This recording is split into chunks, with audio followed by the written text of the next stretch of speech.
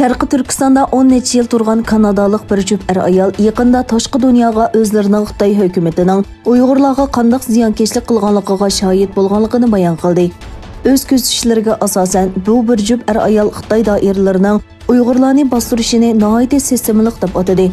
Gari Deki va uning ayoli Andrea Deki yaqinda Fransiya axborot agentligining ziyoratini qabul qildi. Ular Fransiya axborot agentligiga biz bu ishlarning yuz berishiga boshlanganligini ko'rdik va buning yaxshi natijaga erisholmaydiganligini bildik.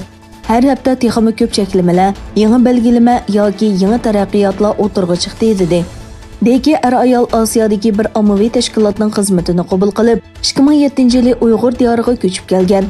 Andrea juma kuni Kanadaning Manitobadagi uyidagi Fransiya axborot agentligiga o'zining bu yerdagi turmushi haqiqatan yaxshi ko'rganligini, Uyg'urlar bilan birga bo'lishni, ular tarafdan qabul qilinishini va ularning madaniyatiga singishni yaxshi ko'rganligini, buning intayin alohida kechirmish ekanligini aytdi. Ular 2009-yildagi zo'ravonlik voqeasidan keyingi an'anaviy Uyg'ur mahallarining chiqilishga boshlanganligini aytdi.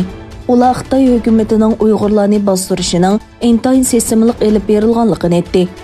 2016-yili bostirish harakatining kuchayishiga ergishib, bu bir juft ayol soqchi sonining ko'payganligiga, har bir cho'ng yo'l eg'iziga tekshirish punkti qurilganligiga va hamma yerga kuzatish kamerasi o'rnatilganligiga diqqat qilishga boshlaganligini aytdi. Deki ayol 2018-yili Sharqi Turkistondan ayrilib, Kanadaga qaytib kelgan. Ayni vaqtda viza qoidasi qattiqlashgandan keyin nurg'un chet elliklar bu yerdan ayrilgan. Gari mundaq dedi: "Cheklamalar pek ko'p. Biz xuddi g'oyat zo'r turmada turgandek his qilamiz. Biz atrofimizdagi Uyg'urlarga yuk bo'lib qolgandek qilamiz. Bizni taniydiganlar har qanday sabab bilan tutib turish lagerlariga solinishi mumkin. Bizni bilishimi buning sabablarining biri bo'lishi mumkin."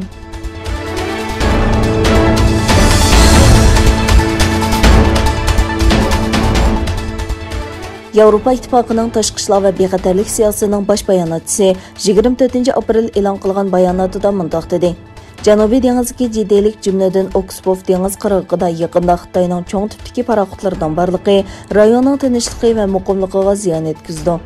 Yevropa İttifaqının Hind Tinch okeanining ochiq va erkin dengiz yo'lini xalqaro qonun bo'yicha qo'g'dashga va'da berganligi, rayonning muqimligi va xalqaro tartibga buzg'unchilik qiladigan har qanday bir taraflama harakatga qarshi turadiganligi bildirilgan bayonotchi 2016-yillik Janubiy dengiz kesim qarorini tilga oldi.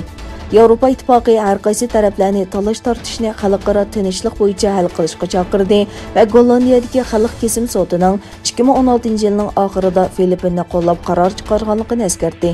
Kesim nomida Xitoyning Janubiy dengizida tarixiy huquqi borligini o'tirg'a qo'yishning hech qanday qonuniy asosi yo'qligini hamda Birlashgan Davlatlar Tashkilotining dengiz qonuniy ahdnomasiga xilof ekanligini bildirgan.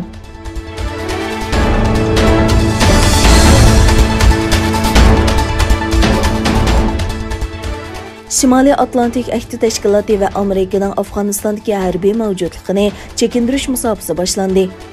Amerika va Shimoliy Atlantik Ahdi Tashkilotining Afg'onistondagi qo'mondoni general Austin Scott Millerning yakshanba kuni aytishicha, garchi chekinish musobaqasining rasmiy boshlanish vaqti 5-oyning 1-kuni qilib bekitilgan bo'lsa-mu, lekin qo'llangan tadbirlar bilan chekinish rasmiy boshlangan. Amerika prezidenti Joe Biden oldin qatta barliq Amerika askarlarining 11-sentabrgacha Afg'onistondan chekinganligini e'lon qilgan edi.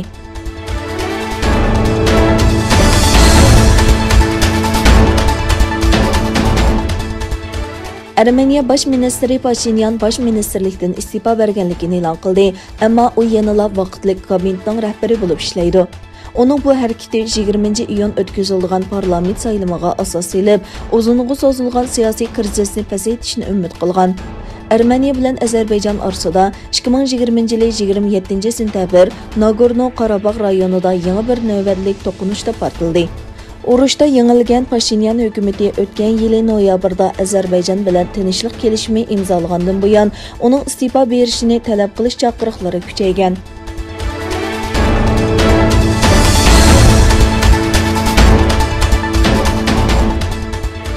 Iroq Ichki ishlar ministrligi Tönögün Bag'doddagi Xitoy virusi bilan yuqumlanuvchilar davolanayotgan bir doktorxonada yuz bergan o't ofatida qazo qilganlarning sonining 82 ga yetganligini e'lon qildi. Ministerlik bayonotchisi mundaq dedi: COVID-19 bemorlari davolanayotgan Ibn al-Habib doktorxonasida yuz bergan o't oftida 82 odam qazo qildi, 110 odam yaralandi. Bayonotchi o't oftining sababi to'g'risida hech qanday ma'lumot bermadi. 24 aprel kechda Bag'doddagi Ibn al-Habib doktorxonasida o't ofti yuz bergan bo'lib, o'tning oksigen turbasining portlashidan kelib chiqqanligi o'tirg'a qo'yilgan. Yerlik taratqularda o't oftining bemorning beparvoligidan kelib chiqqanligi o'tirg'a qo'yilgan.